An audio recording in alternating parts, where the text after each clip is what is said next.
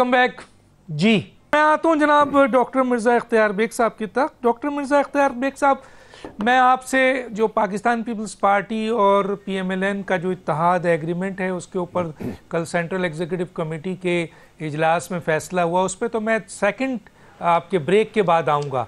लेकिन सर, मौजूदा हुकूमत के आप किसी न किसी तरह इत्तेहादी हैं। वो अलग बात है कि आप फेडरल गवर्नमेंट का हिस्सा नहीं है।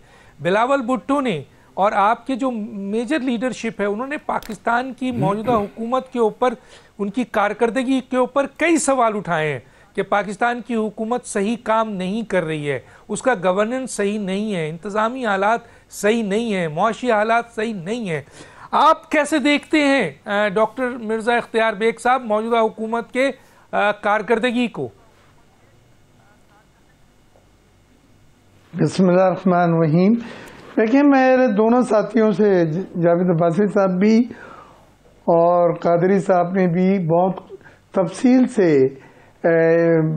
जो आपका टॉपिक उस पर बात की और मैं काफ़ी हद तक उनसे एग्री करता हूँ। दो चीज़ें हैं, वहाँ से मैं शुरू करूँगा। अभी IMF की इकोनॉमिक आउटलुक रिपोर्ट 2 दिन पहले आई है और वो रिपोर्ट ऑथेंटिक रिपोर्ट होती है। इनका स्टाफ लेवल एग्रीमेंट करने के लिए टीम आई हुई है और उसने सब फीडबैक दिया था, तो ये आउटलुक रिपोर्ट के जरिए उसको ऐलान किया गया है। आउटलुक रिपोर्ट में इकोनॉमिक इंडिकेटर्स जो हैं वो बड़े मायूस कौन है।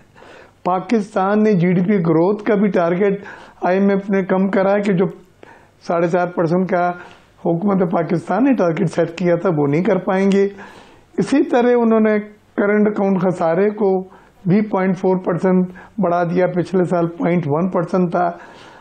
उसके साथ साथ ट्रेड डेफिसिट जो तिजारती खसारा होता है उसमें भी उन्होंने बतलाया है और सबसे ज़्यादा तशवीश जो उन्होंने बताई है वो रेवेन्यू के टारगेट वसूल न करने पे है।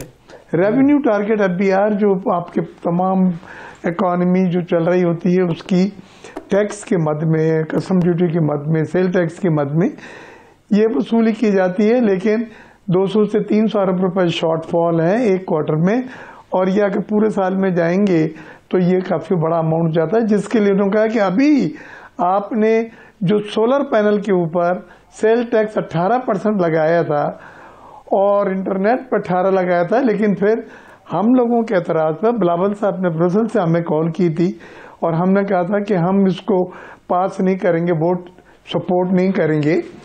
तो फिर नून ने हम कॉलिजन पार्टनर समझते हुए या बजट की हसासियत को देखते हुए 18 से 10% कर दिया था।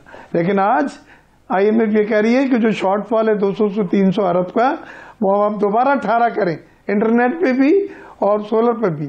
सोलर करने के मायने गरीब आदमी को फिट कर रहे हैं जो महंगी बिजली से बचने के लिए कर्ज लेके, पैनल लेके, चला के इतना घर में बिजली कर लेता है कि वो के इलेक्ट्रिक के डिस्कोस के महंगी बिलिंग से बच जाता है। तो IMF आउटलुक की रिपोर्ट जो है, जो ऑथेंटिक रिपोर्ट है, उसमें कोई किसी ने इफ एंड बट नहीं होता।